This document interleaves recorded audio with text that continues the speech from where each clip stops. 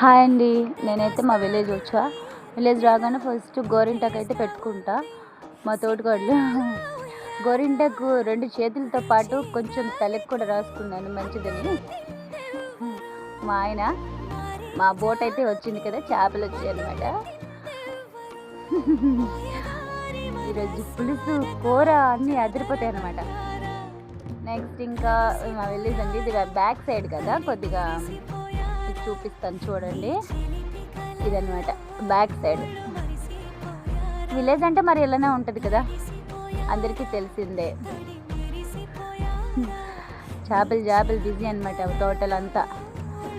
ఏ చేప కావాలి, ఏ చేప వండాలి అని. కొనేవి కాదండి, ఓన్ బోట్ సొంత బోట్ అనమాట మాది. సో చేపలు కొనాల్సిన పని ఏం లేదు, అంతా. Thank you for watching and like and share subscribe. Thank you.